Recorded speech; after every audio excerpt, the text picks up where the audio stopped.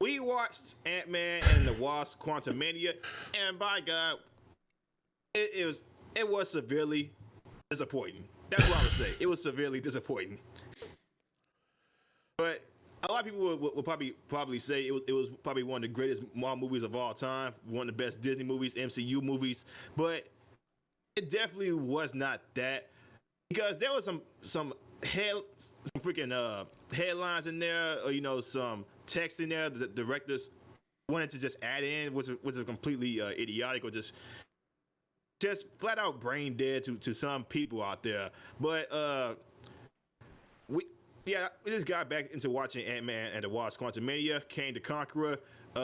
Spoiler alert, guys. Modoc was in there, and once again, it's just like so much wasted potential with this one movie alone. But the one thing I will say for this movie is that this movie has some terrific graphics, illusions, like the See, CGI. They really went above and beyond with this movie. But as far as the storytelling goes, storytelling was not really there, or the action wasn't there. Like there was nothing about this movie that really made me get up on my seat. Like, oh, look at that. No, like none of that. But that's my take on it. Hi, Count Chocula. Let me know what you think about it. well, for one, they used that technology. They made sure on the preview. I got there about 15 minutes early. They made sure on the preview that they let everyone know they were using the Mandalorian technology, where they've got it's not like it's the actors can see the images on the green screen. Normally, when they used to do those kind of movies, they just have a green screen, like the Avengers, and basically the actors are acting against the green screen. Well, they have the technology now where they have that image on the green screen projected digitally. So yeah, to your point, the CGI was not bad. They've still got a little ways to go to perfect that kind of CGI, but I didn't have any kind of problem with that. I'm not a big CGI guy. I don't judge movies by that. I'm more about how the movie is put together. The acting, the story. Let me say this about Ant-Man and the Wasp: Quantumania. It's a tale of two movies to me. I enjoyed the first half of the movie. I was like sitting there. I had seen a couple previews on it. I didn't like go into any kind of spoilers.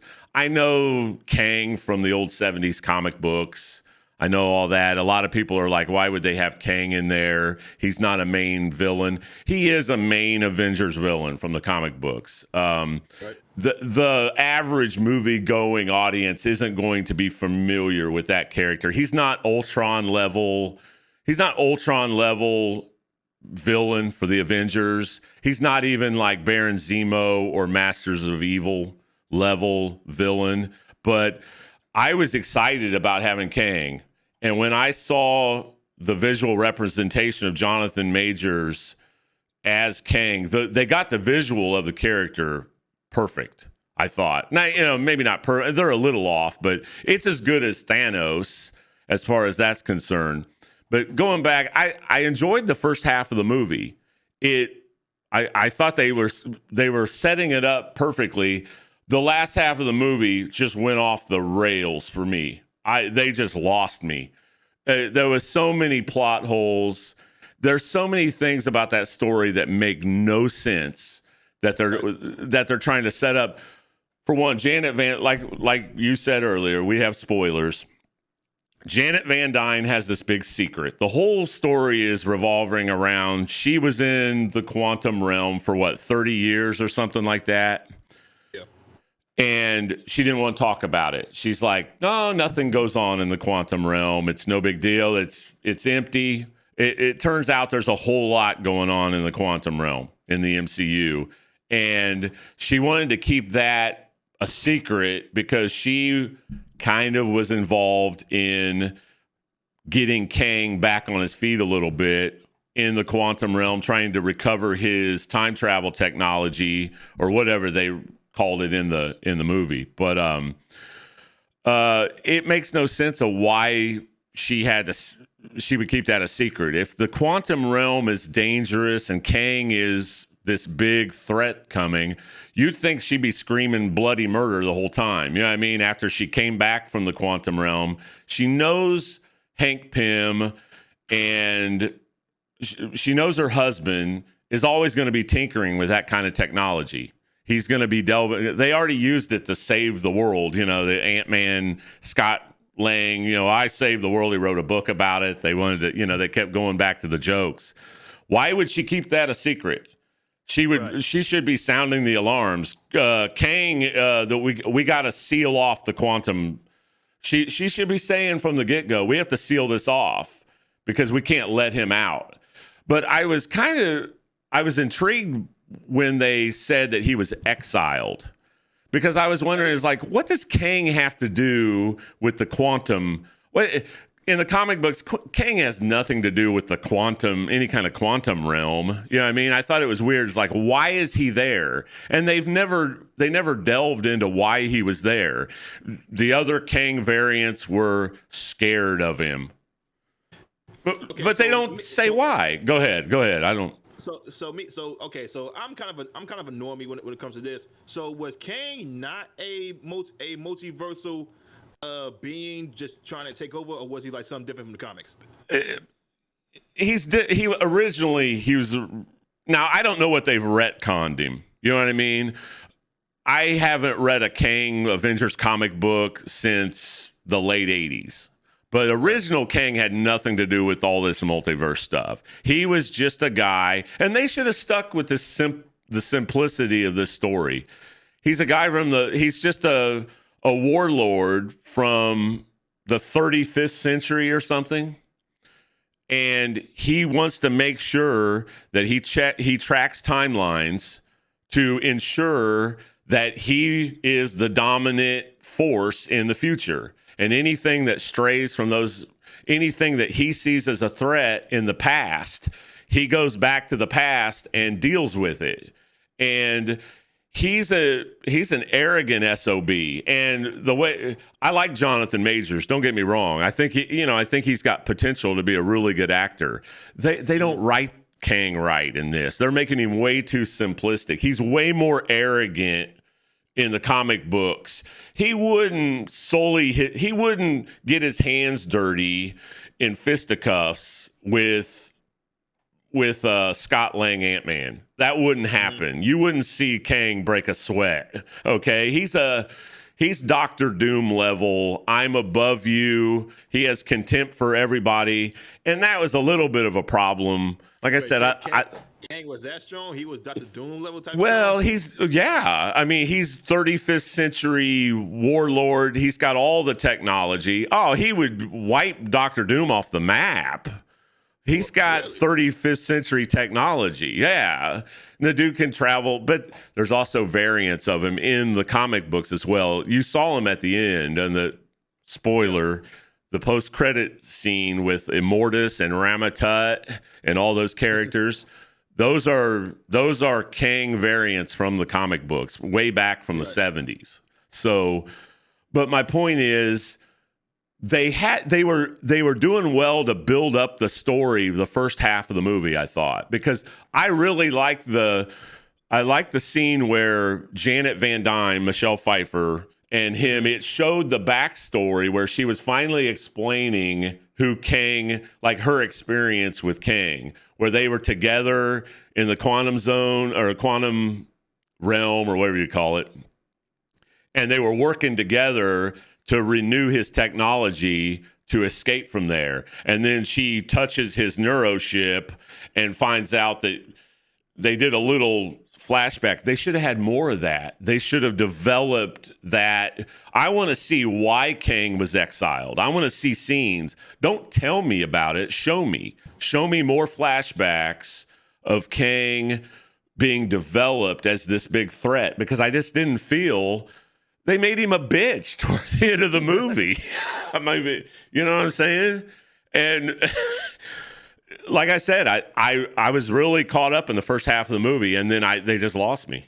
The second half of the movie, That's my thing. Like they just showed Kang just dropping into the quantum world, with Michelle Pfeiffer, no explanation at all about how he Exactly. got there. And Michelle Pfeiffer was explaining how what King was doing there. He said like he was exiled. I mean, by who? Like who is more powerful than a multiversal conqueror like Kang as they depicted in this movie? And from the future. Right. Yeah. My Yeah. first thought was the Celestials, but then it came out like it was just other Kangs that didn't like what the Conqueror was doing. They were scared of one of their own variants, time variants. Now, it would have made more sense. Have you watched Loki on Disney Plus? I have not watched it. I'm not Okay. watching it. Yeah. Well, they have a time council, the time authority, and they track the variants in that. And that's where you got the preview of Jonathan Majors as Kang. He was in, I think, the last episode for like 10 minutes. They previewed him as the one who shall remain, which is a variant. He's like the nice Kang. Okay, he's kind of like the wise, kind of more gentle, down to earth Kang. He's not the maniacal warlord, but he's warning them that there's time variants of me that are dangerous, that's eventually going to be a threat. So I just don't understand why they couldn't show more. What they should have done is had the time authority exile Kang. Instead, explain and show with a flashback of all of the events that led to Kang getting to the quantum realm. Without that, to me, was kind of nonsensical. Okay, he's there.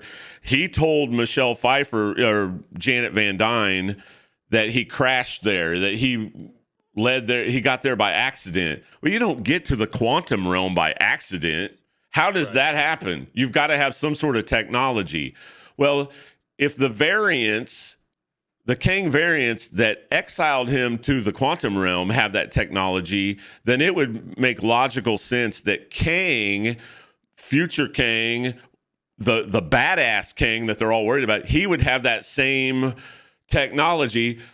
But Janet Van Dyne figures out how to get him out of the quantum realm in 5 minutes toward the end of the movie. She figures out how to open the portal. They've been there for decades, and he can't figure it out. That he can't. Like I said, there was so many plot holes that were starting to unravel toward the end of the movie. I was like, "You got to be kidding me," It's not just that. It's also the fact that they wanted to make Kang like the next big thing when it came to the MCU, but then they end up first bringing them in, the third Ant-Man movie, where they're all in the quantum realm right now because Scott's daughter Casey, she's been working on, trying to figure out what was going on with the quantum realm. She's been working on her own suit, which again they just came up out of the blue. Like all of a sudden she's got a suit. All of a sudden she's amazing. She learned all this stuff by reading Hank Pym's journals while they were blipped out of existence for the 5 years. When Thanos snapped them out. I'm supposed to, and then she's developing some little satellite that's sending a signal to the quantum. And all of a sudden, when Janet Van Dyne, the original Wasp, finds out that they're working on that technology of sending a signal, she starts freaking out. Well, she should have, right when she got back from the quantum realm originally, when she got rescued from the quantum realm, she should have said, we got to shut this down. If you're going to work on any quantum realm technology, you're jeopardizing every timeline that's ever existed, because if this guy gets out of here. But no, what'd she do? Secret. Doesn't even talk about it. She wouldn't say. I mean, there was just too many. Because of plot. Because of plot. I was about ready to say, because it's convenient for lazy storytelling plot. And that's exactly what it was. I thought the first half of the movie they did good. I was like, oh, this is leading. I was like, all these bad reviews are crazy. This is going to lead up to something. We're going to see all this stuff unfold. And what they do? Jokes. We got jokes. Cut to a joke every 5 minutes. You know what I mean? Show these crazy characters, these crazy quantum characters with holes, obsessed with holes and shit. And I'm just like, come on, man. My biggest problem was, it was basically the start of the movie where, when you first meet, Scott's a huge celebrity now. He's an Avenger. Everybody knows. Cool. He's getting his recognition. My main problem was when we first got introduced to the adult Casey, because last time we saw her, she was a little child. Now Right. she's 18. She's 18 years old. In this story, the first scene that they showed her like this potential new Avenger, this young female Avenger. First scene that we see her in, she's in jail because of some activism and all that. Because of some protest, and she shrunk down a cop car with the pin particles. Okay, that was kind of neat. Yeah. That part right there, but that makes no sense. What I mean, it's just. I mean that part was just like, I understand. I understand that there are some problems with the first half of the movie. Don't get me wrong. There's some stupidity thrown in there, Right. and that's one of them. I mean, they should have showed a flashback of her developing the suit, of her looking through the journals, doing the work. I'm tired of this lazy storytelling where things are just there. You know what I mean? We're just going to tell you it happened. We don't have to show you how it happened or anything like that. But you're 100% right on that. But like they did the whole, She-Hulk is apparently more powerful than Bruce Banner's Hulk. Like that makes no sense at all. Like, she literally just got powers, now all of a sudden she's better than Bruce Banner, which Mark Ruffalo's Bruce Banner nowadays he's pretty soft, especially. Like, I mean, Professor Hulk, the way they did it in Endgame, I thought that was pretty cool. Hulk and Bruce Banner finally became one. Yeah, the smart Hulk. Yeah, they did that in the comic books in the 80s. Yeah, and all throughout, they'd go back and forth on him retaining the intelligence. I prefer the brutal Hulk, but yeah, there's just too many. That's another plot device. They didn't show, they didn't build it. It just kind of happened. It's just kind of it's bad storytelling to tell and not show. And these movies are getting worse and worse and worse at it, man. And I'm telling you, they've got to start cracking down on the screenplays for these movies. I mean, even with Wakanda Forever, okay, we got the gist of why Shuri was next in charge. I mean, because even in the comics, Shuri did become Black Panther. It's the way, like, yeah. So T'Challa, Chadwick Boseman, he tragically passed away from cancer. They wanted to revolve this movie around him. They wanted to put some story in about Shuri and what she's going through in order to become the next Black Panther. That was actually a cool concept right there. Even though the movie was not really that good, it was mid at best. That was a cool like an actual good concept they was actually doing with Shuri. She's going through she's traumatized right now, but T'Challa's blatant brutal passing, and now everybody's pressuring her to being the next Black Panther, and like, no, I don't want to do that because that's not what I want to do. Then she ended up, after Noah came in and just killed Shuri's mom. Then that's when she got rage filled. I mean, it's the same thing that happened with T'Challa in Civil War. The dad died. He got hella pissed off. He put on the Black Panther suit. Then same concept there. It's just just reverse genders. I had no problem. I can go with right there. The thing with Antman and the Wasp, and when it came to Casey, like you said before, it's just no explanation about how. There's no story arc. Yeah, it's no story at all. Yeah, it's just there. About that. Yeah, no, I had no problem with Wakanda Forever. That part of the character development, I had no problem with Wakanda Forever. I mean, it made perfect sense. The story's not bad in that. I just thought the movie was kind of bland.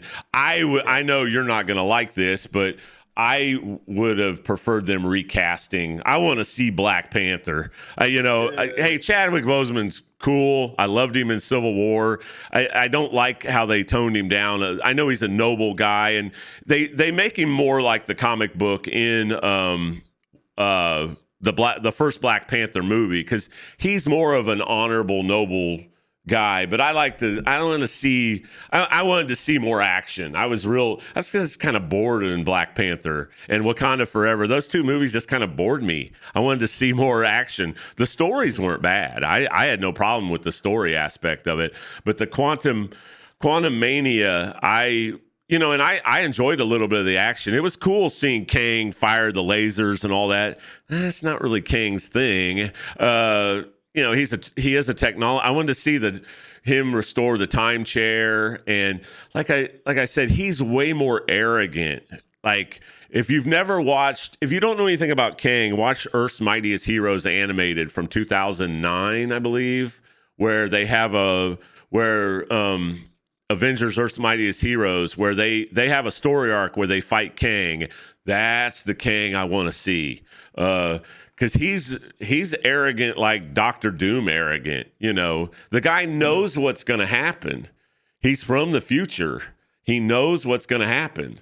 So his whole point of existing is going back and stopping things from happening. They should have went with that instead of he's trapped in the quantum. It just doesn't make sense. Why is he trapped in the? I just can't get over. The whole time I couldn't get over that. And I was expecting a rational explanation during the movie. And when I saw I wasn't going to get one, I kind of tuned the movie out a little bit. The movie kind of became pointless. The second half of the movie to me was pointless. That's also the thing. Like Kang is supposed to be like this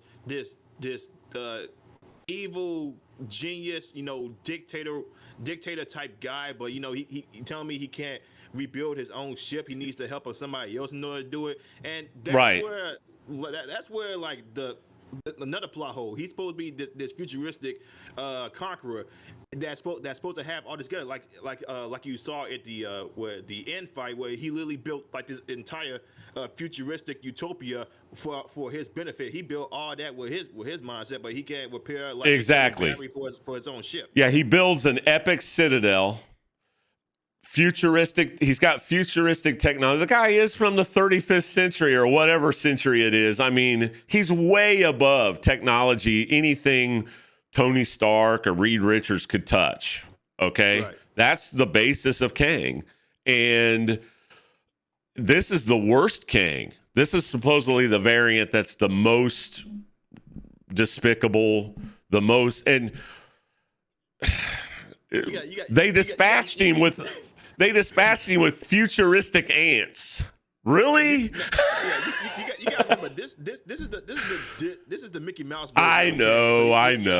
They're gonna water him down. I always come from the source of the essence of the comic books, and I know they're gonna stray.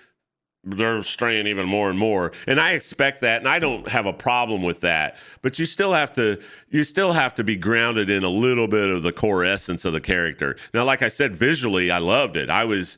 It exceeded my expectations of what he looked like. You know what I mean? Right. I had no problem with that. Jonathan Majors is fine. I just kind of wish they would have made him a little more arrogant. If they make Doctor Doom, eventually they're going to bring Doctor Doom into the MCU. They've not gotten Doctor Doom right. They're not even close to getting Doctor Doom right in any kind of movie adaptation yet. The closest one was the Roger Corman 1994 $50,000 budget cheesy Fantastic Four movie. If you've never seen that, that's how. I've heard of it. Yeah, that's how sad Fox got stumbled on Doctor Doom. How do you mess up Doctor Doom? You know what I mean? Doctor Doom should have a Disney show, like him in Latveria, and I don't know, man. If they make him like toned down, like they kind of did Kang. Here's what Kang sits there during the last half of the movie. He sits there. I haven't even touched on MODOK yet. Okay. Oh boy. Oh boy. I mean, that's not MODOK. The MODOK for the comic book is totally different. But anyway, Kang is standing. He stands around and watches the rebellion, the resistance come. He's watching Ant-Man come, who's grown to Godzilla proportions, you know. He's watching them come in and start destroying his citadel, and he just stands there. He does nothing, and then he gets mad, and then he goes out there, and he starts tearing them up. You know, he starts shooting the lady. I'm like, okay, cool. We're going to see Kang really. And then he acts like a bitch. And then it's more than just that. Like, you know, from a conqueror, like I was right. This guy, if he was so powerful as he deemed he was, I would expect like that entire battlefield to just be vaporized. But no, he was just doing laser beams out of his hands, like, you know, just picking out people one by one. I'm like, wait, this is a conqueror, right? That was. Don't get me wrong. I like the visuals of it, but that wasn't. That's not Kang. Kang would not go out and go, you know, he wouldn't be blasting like Repulsor Ray Iron Man. Now, I thought it looked cool, but it's just not true to the character. He would have, I was expecting him to unleash some giant robots or some kind of more MODOK. For one, the comic book version of MODOK has nothing to do with quantum realms. He's the AIM. He's the leader of AIM, Advanced Idea Mechanics. Yeah, he's just like their leader, their central intelligence, and they made him into an absolute. You know what it reminded me of? You know what MODOK reminded? You ever seen the 1995 Judge Dredd with Rob Schneider and Stallone? Yeah. Yes. He reminded me of the side character that Rob Schneider was, the comic relief. You made MODOK the freaking comic relief by making him look goofy on purpose with the stretched out. He's Yellow Jacket. He's that daring guy from Ant-Man 1. Why? Why didn't they just have Yellow Jacket got trapped in the quantum? That's how he beat Yellow Jacket in the first movie. He trapped him in the quantum realm. Why does he have to make him into a clown character? Okay, I know they want to have MODOK. There's way more. There's better ways. Yeah. I'm sorry. Yeah, even with the you know, me not being as versed as comics as you are, I know for a fact that MODOK is a much more powerful character. Like the things that I've seen that a lot of people said on the internet, like he's not a weapon. Yeah, MODOK is usually the guy he usually has the yellow Infinity Stone in his forehead. I forgot what stone that was, and he's doing things with his intelligence, his brain. It's like what they did with Marvel vs. Capcom 3 when they made MODOK an entire fighting area. He had an Infinity Stone in his forehead, but with this MODOK, he's just a bounty hunter. He's not really anything. Yeah, he's the when it pertains to like Kang and all that stuff. He's just a bounty hunter. Yeah, he's a weapon for Kang. Well, that's the silliest weapon ever created in the history of freaking hired muscle or created. You're going to create that character. The guy that wrote that probably doesn't know much about comic books. I mean, you know what I mean? In Hollywood, they don't really know a lot about comic books. But here's the thing: I'm not really that versed in comic books either, but I do know that these characters that they do depict, like for example, She-Hulk, they made She-Hulk just into this feminist logo they did in the series, the Disney Plus series, and you know a lot of us know that like she's not like that. You know she's her own individual. She's a female version of Hulk, but you know she's not this toxic. Oh, man should be doing this, man should be doing that type. No, she's not. And the same thing, you know, when it pertains to MODOK, he's not some lackey guy that Kang just brought forth in order to hunt down some people in the quantum realm. He's somebody who's a lot more dangerous than that, actually. Well, he's the MODOK is actually the brains behind AI, you know what I mean? Advanced Idea Mechanics. He would never be used. Now he's got that band originally. Now they might have retconned some sort of infinity stone in his forehead like they did the Vision. That was never an infinity stone in the comic books, in their forehead. But originally, MODOK's just like he's the central intelligence. Like I said, he doesn't actually do physical fighting. He can zap your mind. He can like put you in a coma or whatever with his psi band, but he's not going to like physical altercations are way above. Like he holds contempt with anybody that's trying to touch him. Get away from my being, kind of like Doctor Doom.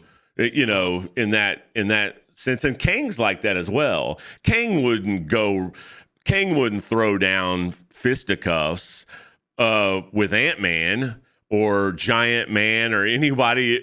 He's above all that. He just sits there in his time chair and lets his technology fight for him.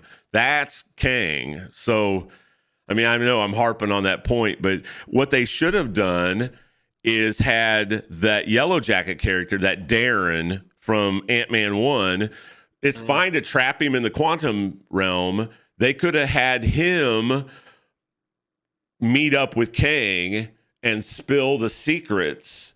Hey, Scott Lang's the guy you want to tap into to get out of this place. That would have been, not make him into some sort of clown show weapon, because he kept saying, I'm the ultimate weapon. MODOK is the ultimate. Come on, man. And then they had him going around with these buzzsaw. That's not. I'd like to pick the brain of that clown that wrote that movie, because I would be like, for one, who greenlit this thing? They had like I said, they had potential for a really good movie the first 45 minutes, and then it off the rails. I don't know what else to say. I was the same way. I was the same way. Like, so they are going into the quantum realm. I'm guessing they. I like that part. A pretty fantastic concept right there. But yeah, it was more like, they just shrunk down to a much more smaller subatomic area, and now they gotta go to war with this all powerful conqueror. When he didn't really do anything in that movie to actually seem like he's like this huge conqueror. He's just some guy. He's just some guy who just kills, like not conqueror type at all. And he's trapped there. He can't get out. He's got to make. Well, we made a deal. No, you didn't make a deal. He threatened your daughter, and that's not a deal. I thought the plot was going to be much more complex, and I was hoping they were going to develop it more for a future movie. And what we get in this credit scene, we got a preview of Loki 2 for Disney Plus, basically. The second, did you watch the second credit scene where you see him like back in the past, like in Civil War days or something, where he's up there talking on the podium and Loki's like, oh, that's him. You really need to watch Loki. He's like some Einstein type guy. Yeah, like Tesla or something like that. Exactly. But yeah, it's just, God, that movie, like I said, they had potential. I liked the direction it was going the first half hour, 45 minutes to a certain extent, but then they just fell flat developing anything. Bill Murray. Oh, we're going to have Bill Murray. And that was just thrown in there. Oh, my God. It's like, Oh, hold on. I was like, wait, Bill Murray in the MCU movie, and he's supposed to be like some type of governor for Kang or something. Well, originally he was against Kang, and then he kind of hinted that they were friends, and then he actually had to succumb to Kang's rule, but didn't she think that was going to happen? If she was so scared of Kang, she's seeking out these people not knowing that they're going to be compromised by Kang if he's the all powerful, overlord of the quantum. It's just, that's also the other thing. Like they say, like, oh well, you betrayed us, and then you looked us to Kang. Like, what exactly did she do? Like, to make to make you guys go to Kang? Like, did she just leave, or did she like just abandon you guys, to fight for yourself, and then she went her own way? Like, what exactly did she do to actually make you guys join Kang? Because I don't think that was ever explained in the movie either. It says, they fought Kang. They was freedom fighters or terrorists. Whichever way you see it, but they don't actually explain like what exactly she did. She didn't actually. Her actions. When she took his technology, that globe, that little globe that supposedly powers all his time travel technology, where he can get out of, supposedly it gets him out of the quantum zone or the quantum realm. I keep calling it the quantum zone. And she puts pin particles on it and blows it up where you only see like a molecule of it or something, and that's the thing Ant-Man had to penetrate to try to shrink it back down to size. But that's not actually, she actually did more to combat Kang than anybody else. So why does she feel guilty? She didn't know that he was gonna like be pissed off that she got out and he didn't, and he can't get out, so he's gonna just conquer. He didn't. I mean, she knew that he was a conqueror, but that's not gonna change his fact that he could do all that stuff. He's still gonna do that stuff regardless. They're mad that she didn't like let him out of the quantum realm, and then all existence, supposedly all existence goes up in flames then. If he gets out, he destroys timelines, everybody's timeline. It's a nonsensical story. Like I said, I'd love to sit down and talk to the guy. What were you thinking when you wrote this? I mean, yeah, it's a lot of things that they done so wrong. Like all the freedom fighters hate Michelle Pfeiffer's character. What's her name again? Janet Van Dyne, original Wasp. You can just say original Wasp. Yeah. Yeah, and then they hate her. They want nothing to do with her. MODOK came out of nowhere and just said, "Oh, he," and then the whole pronouns thing. Oh, you are here, so he knows you're here. Like, okay, so we know who him is. Like the whole pronoun game that was doing for a whole 20 minutes straight. Yeah, like he's coming. He knows you're here. Like he wants you. Like, oh well, we know it's Kang. Just say Kang. Yep, it's fake. Tension building is what it is. Right. Instead of actually showing events of Kang's, like flashbacks of how Kang conquered the quantum realm or how he got exiled or why they're so afraid of him, they just tell you. They just like drop little hints that you should be tense about this, that this is the stakes of this are going to be high. You got to show us. You got to show that's the case. You know what I mean? With Thanos, he sent an army through a portal, an alien army to destroy the Earth. That's pretty big stakes. They showed it. We also had, we also had about 6 movies to actually show us how dangerous Thanos was. And how powerful the Infinity Stones were as well. Right. Yeah, all building to something. There's nothing building for Kang. He wants to get out of the quantum. He's a bitch. He can't get out of the quantum realm. Really? Yeah. Okay. For 30 years, he can't escape. He can build a citadel, but he can't escape the quantum realm. Oh, this guy is terrifying, I'll tell you. He's the next big thing because they can't get Galactus because I think pretty sure Fox still owns the rights to Galactus and a lot of Marvel characters. Yeah, but, they can't get the Galactus, so they gotta get some other guy. And then the first movie where it seems like he's a huge threat, they just Ultron's a bigger threat. Right, and he literally had one movie. Yeah, and they made him a bitch. I mean. You know what I mean? That should have been a build-up. Age of Ultron, one movie. They should have done that right, and that was the worst Avengers movie in my opinion. But by far, yeah, I didn't like it. I mean, it wasn't as good as Civil War's not an Avengers movie. That's Captain America. Yeah, that's Captain America. But I didn't like Age of Ultron near as much as I liked Infinity War. it's just the stakes could have been a lot higher. You know, Age of Ultron the stakes should have been multiple movies. They should have made that. They should have built that up into. He's a much more significant villain than Kang. Really, I mean, if you're talking about comic book lore, but Kang is up there. Don't get me wrong, but you know. Yeah, I do remember Ultron. He did hold the Infinity Gauntlet multiple times, and he did kill Thanos a whole bunch of times as well.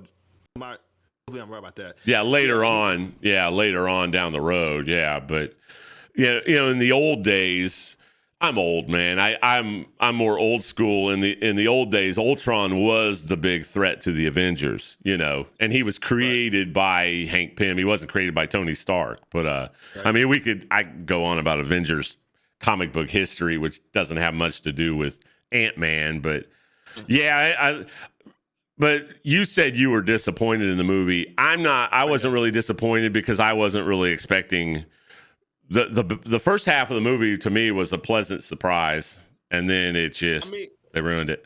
My thing is if you talk about the quantum, you know, the quantum realm, and you know you going into this whole multiverse thing, because me. You know, some people dislike the multiverse theory. I actually enjoy the multiverse theory because it shows like a lot more creativity can go with these certain characters. But what they did here when it came to Antman and the Wasp, Quantumania, is like y'all had so much potential here. Y'all are talking about a microscopic realm where anything can be done or possible here, and then y'all just tarnished it with you know this itty bitty. Oh, we need to help these guys out here. You know, y'all just doing it with that. Like that's where I was really disappointed. Like again, they talk about a microscopic realm like the quantum realm, and then y'all just completely. I just dropped the ball on it. Like, I could have did so much better with this. Right. That's what I was disappointed at. The ending of Ant-Man and Wasp Quantumania is a lesson on how not to end a movie. It didn't. You know, they've got Scott Lang walking, going, yeah, we got rid of. You know, they're playing Welcome Back Kotter theme and all that stuff. You know, welcome back, and he's walking. He goes, and then we beat Kang and we beat him, right? That's supposed to be tension. Yeah. Show me that. Leave it on a cliffhanger. You don't know if Kang got out or not. You don't know if he warped his whole. Remember, he was wanting to take his whole citadel with him and all of that. I mean, in the future, he's got all that stuff. He runs the show in the 35th century. Why not have him start bringing all that stuff to the present? Bring his big threat is bringing all his future technology that he controls to the past from the future, and then he controls the whole show and ensures that his future is secured. They should have done it that way. In the quantum realm, he's nothing. He's castrated. He's freaking, you know, they've cut his balls off, putting him in the quantum, you know what I mean? In the quantum realm. It's just the end. And plus the ending, that those futuristic ants, that's how you're going to, and I love it. He put the force field up. That's Kang. He's got that force field. You can't touch him. In the comic books, it was very few heroes ever laid a hand on him. He's got that force field.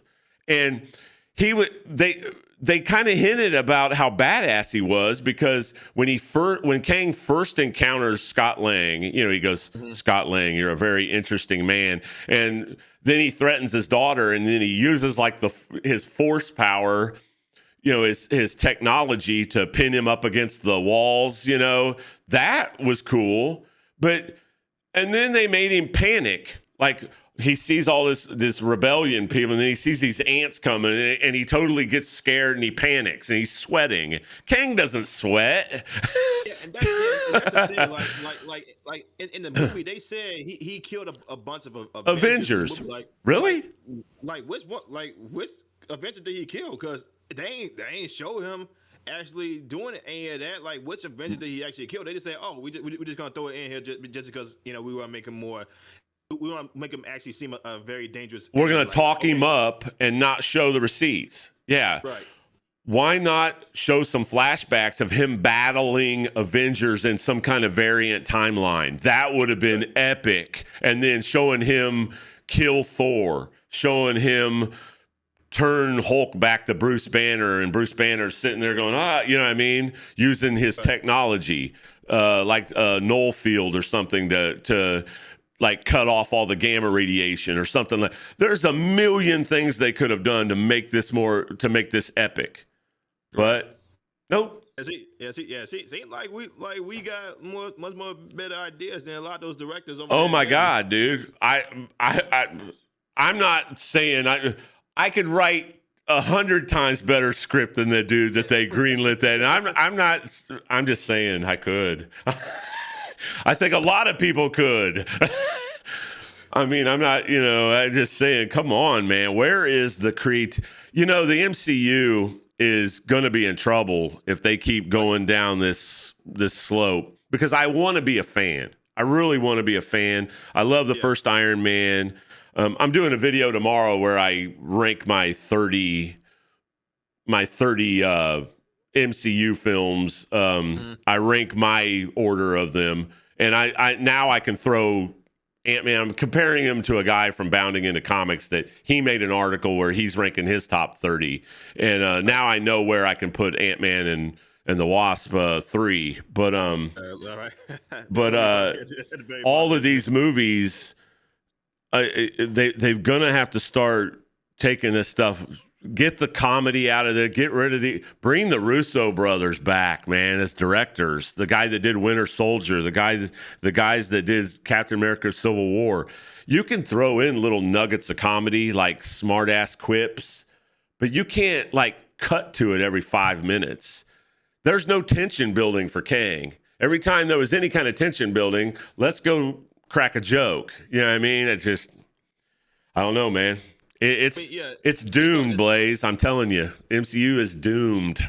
I mean, it's been on the decline since Endgame, because you don't have your 6-star players anymore. Well, I mean they still got Hawkeye and Hulk, but they're not doing anything with Hulk. They just made Hulk this progressive, non-violent, big brute type kind of guy. Like, they don't have Iron Man, they don't have Captain America, they don't have they still kind of got Thor, but Chris Hemsworth's starting to lose interest, I have a feeling. That last movie kind of sunk him. Let's not even talk about it. That movie's not even worth talking about. I'm talking Love and Thunder. Spoiler, my video that I'm releasing tomorrow night, that's the worst MCU movie ever made, in my view. Thor: Love and Thunder. I liked Ant-Man 10 times better and I didn't like Ant-Man Quantumania that much. But I liked it 10 times better than Thor: Love and Thunder. I'll just put it that way. But they're going to have to do something, Blaze, because this stuff is, I want to be a fan, but this stuff is just going down the tubes. And it's nothing more than poor writing, poor plots, the stories. What are they going to do in the future? Who's the Avengers lineup going to be? It's going to be sad. You're going to have a female Black Panther. You're going to have Cassie, Stinger, or whatever they're going to call him. You're going to have a female. You're going to have the new Junior Wasp. You're going to have probably some female version of Thor maybe coming. I don't know what they're going to do, man. Brie Larson, Kamala Khan. This is not going to carry a big in-game epic Kang Dynasty movie. They had to make Kang. They had to hit a home run with Kang, because the villain's all they have. Because the hero side of things isn't very interesting. There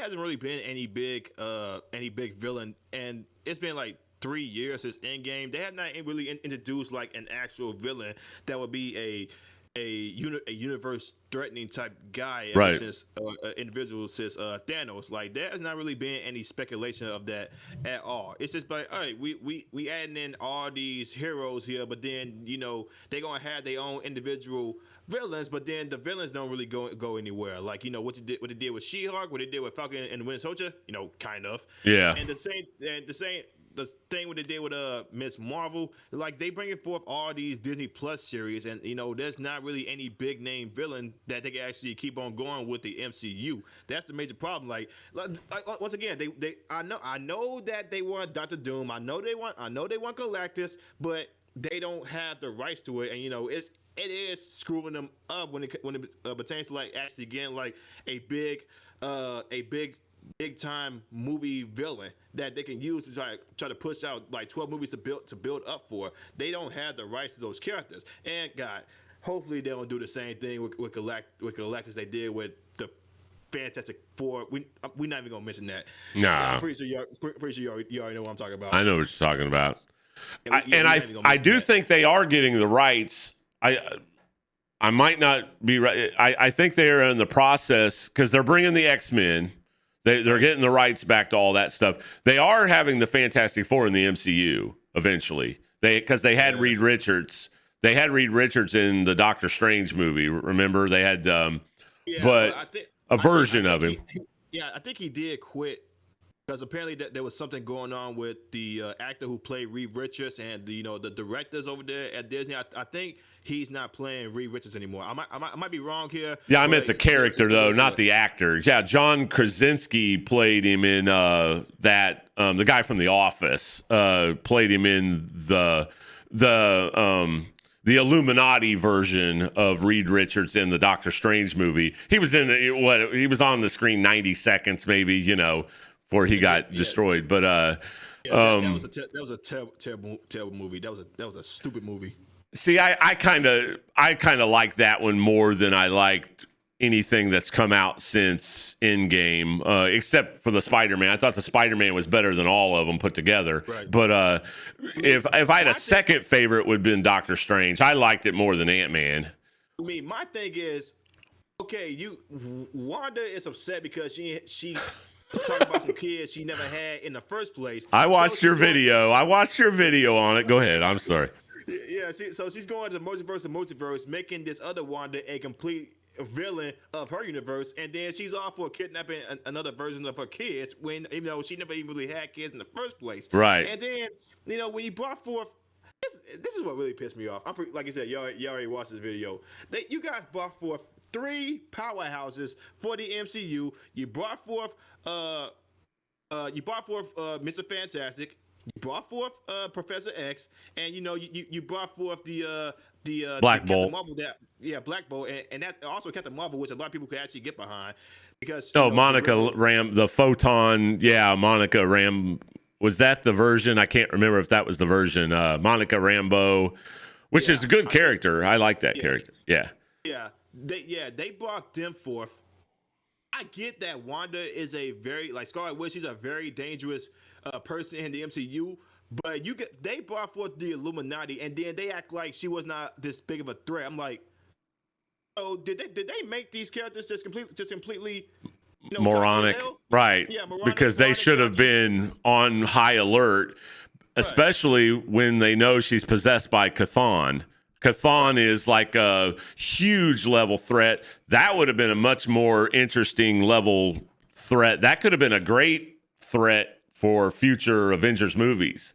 Chthon is originally from late 70s, early 80s Avengers comic books, but who possessed. They were kind of basing it on a couple issues from I think 1980 Avengers, but that's the reason why I kind of enjoyed that movie, because they had some callbacks from some really classic Avengers comic books that I loved as a kid.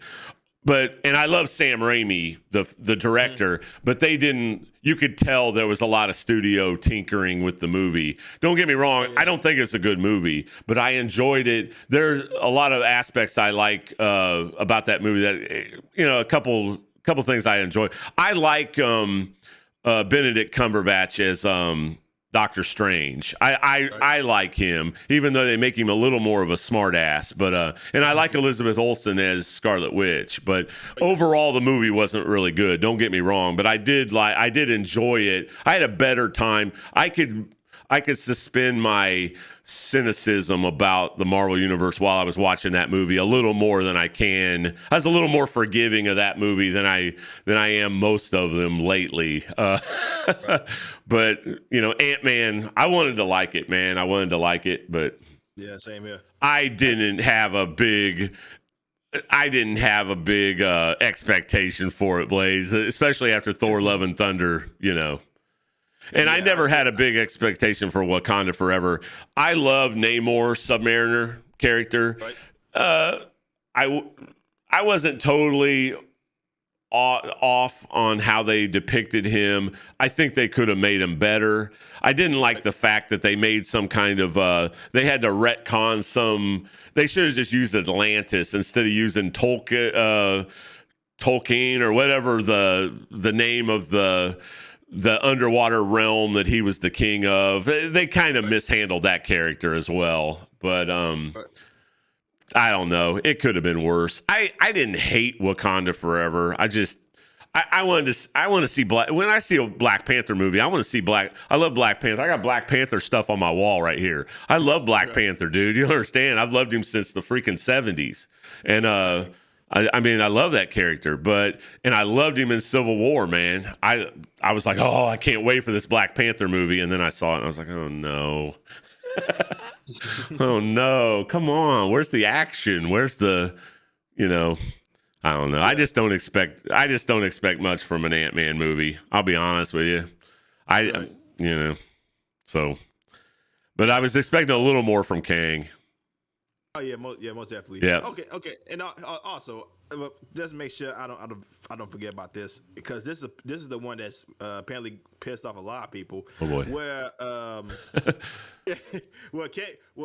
Scott the original Ant-Man, like the old guy who was doing the experiment Hank Pym. Ants, Yeah. Where he said, well, these ants they made their own. I'm sorry. Yeah, they traveled through the quantum realm for thousands of years, and then they came up with their own utopia, their own economy in order to make technology type things. Yeah, and then he said, "What?" Then the whole I know where you're getting at. I'm not the big thing about.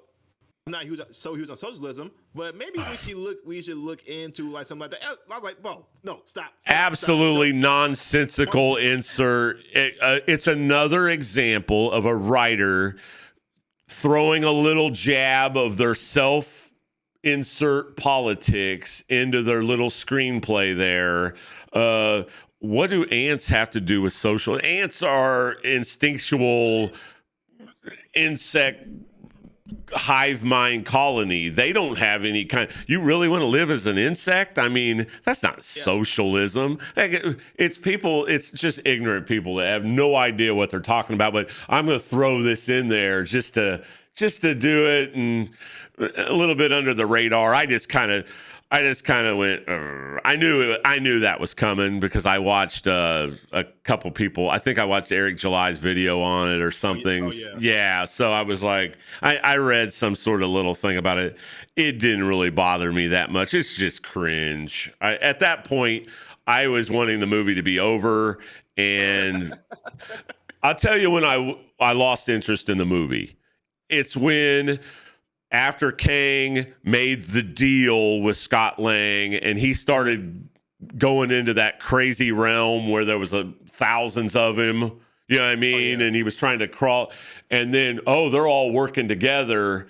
Cassie, and he's climbing out. That's when I started going, oh boy, the train is about ready to go off the rails. When I was watching that movie, I remember sitting there thinking, and there were a couple of young people in the audience. There's about maybe 30 people in there, and they were laughing at all these cringy jokes, man. And I'm sitting there going, really, guys? Really?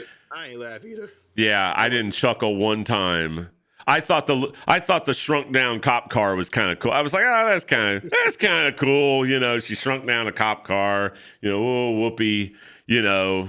It's a callback from Ant-Man 1, when they were doing all that. But I don't know. I be honest with you, I haven't liked any of the Ant-Man movies that much. Ant-Man 1 was okay. Ant-Man 2 I hated. I didn't like it at all. That was a snooze fest to me. I was bored. Yeah. I was bored. They had Bill Foster. You get Lawrence Fishburne playing Bill Foster, who is Black Goliath, an epic 70s comic book character. They do nothing with him. I'm sitting there going, man, you guys, they don't know what they have. That's they got people writing this stuff that don't know what they have. So that's what any comic book live action Hollywood movie they trying to do. Like the whole James Gunn thing he's doing a whole reboot with the whole DCU. Like my thing is, you could have kept Henry Cavill, you could have kept Ben Affleck, and you could have kept Gal Gadot, because Gal Gadot is actually a good Wonder Woman in my opinion. She's not bad. Yeah, but they are just recasting all these characters because the whole Zack Snyder bit, they trying to make sure they rid everything of Zack Snyder and make sure everything's James Gunn. Look, don't get me wrong. They don't want to pay him either.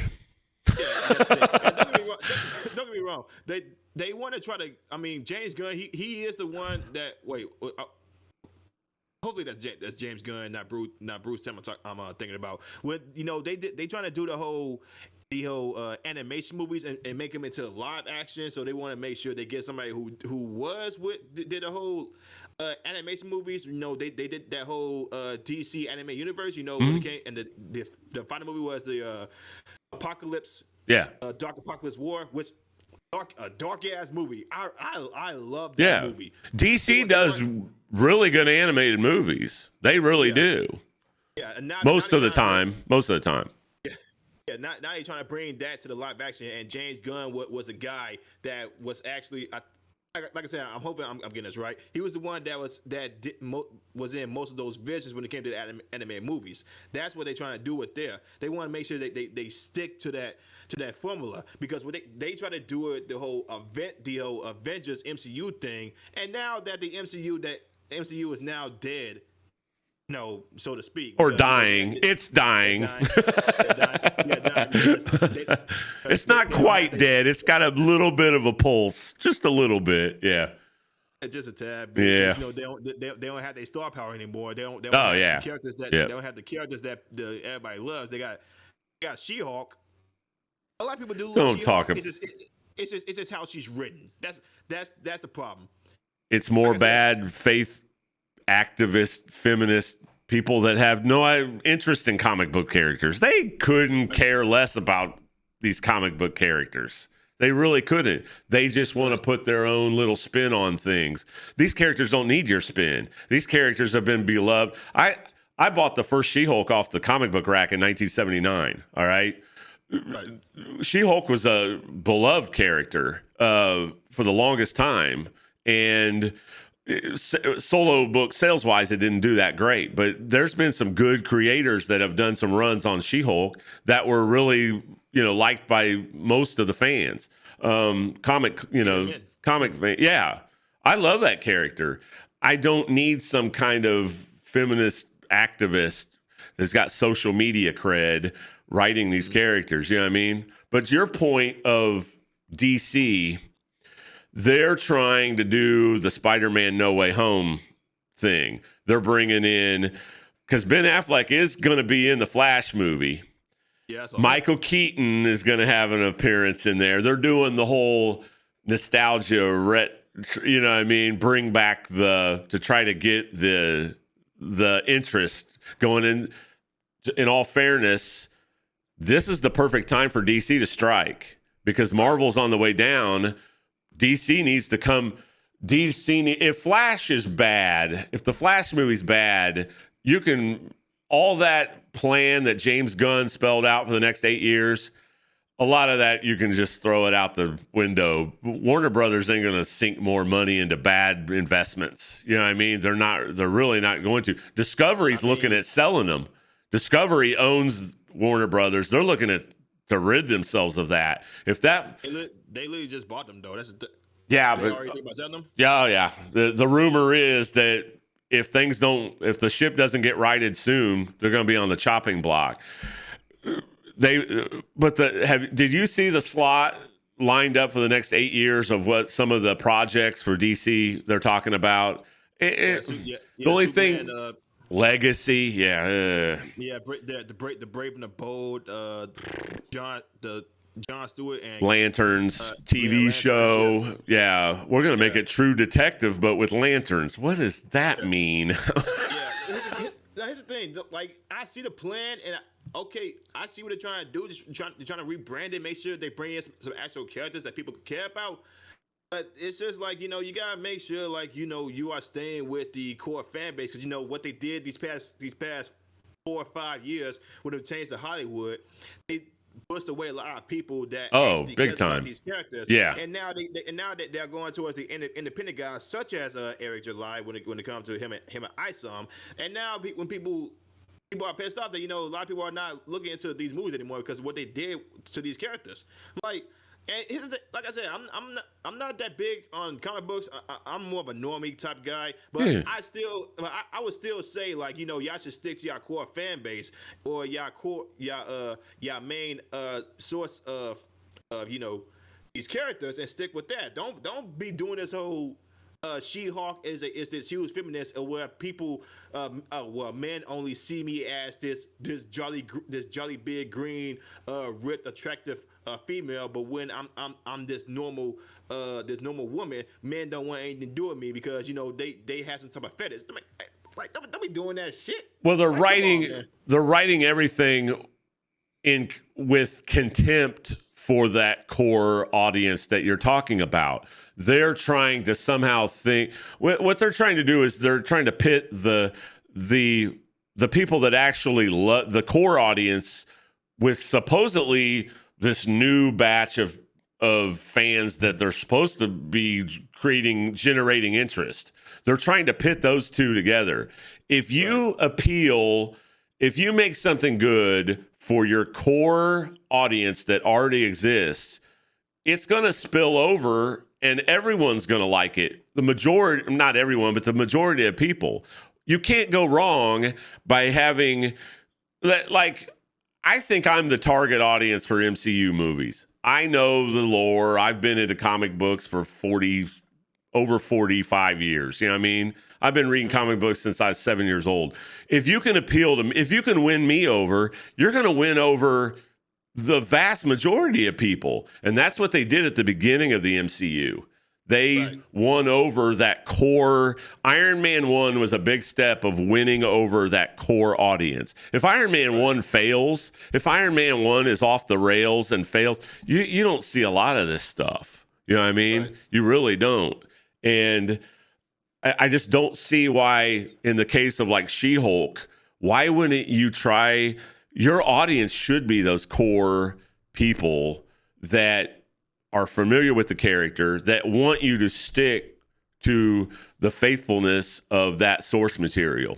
You know what I mean? Like Eric July says, for canon's sake, for God's sake, stick to the core essence of the character. Everything else falls into place. But they're not doing that. They write these shows for contempt for those people. Like, oh, we're going to show you that what you loved isn't that great, and we're going to reinvent all this and put our spin on it. We're going to we're going to insert our views into this, and we're going to show you that and you're a piece of trash if you don't like what I inserted, the spin I put on it, How dare you? It means you're a bad person. No, it means that I understand that you're a poser and you don't know what you're talking about when you're writing these movies, that you have no love for these characters and you have no faith for the source material. That's what gets me. I understand diverting the characters a little bit. You have to when you're talking about you're making a Fantastic Four movie. It's really hard to bring that to a screen. You know what I mean? It's hard to do a live action Fantastic Four movie. It really is. But there's no reason to go off the rails and try to actually reinvent it or put some sort of stupid spin on it or whatever they do with, She-Hulk or whatever it is. Those movies are hard enough to make. Those shows are hard enough to make. as it is, you might as well just stick to your core fan base and make it easier on yourself. I just don't understand why they try to reinvent everything all the time. Makes no sense to me. Yeah, it's just, like I said, it's contempt. It's not.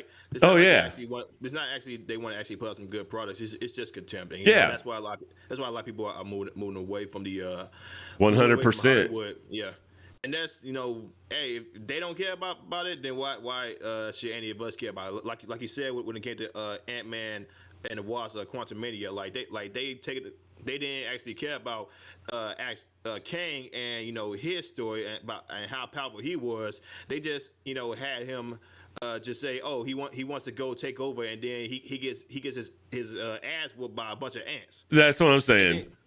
I mean, and all of a sudden, like an army of futuristic ants dispatches him.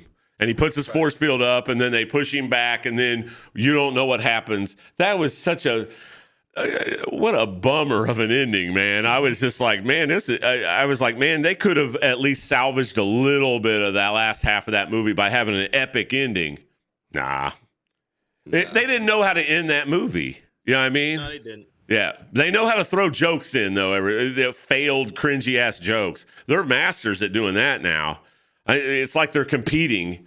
Oh, yeah, well, I had 5 jokes in this, in this 15-minute span. I threw in 5 jokes. Well, we'll have to one-up him. We'll have to get 6 jokes in on the next movie in that 15. It's just, I'm just sitting there waiting for the next joke, the bad joke. I'm like, what the hell am I watching here? So this is why I'm cynical anymore, and I don't go to the theaters and watch this stuff much anymore. Really don't. But if you ever do want to talk about more of them, I will. That will force me to go to the theater, I guess, and because I want to like these Guardians of the Galaxy's next. Guardians of the Galaxy 3. Yeah, I'm not excited for it. I don't like how they did Nebula though. I don't like how they did her. I don't like the way they did Nebula either. Yeah, it's like, in Volume 3.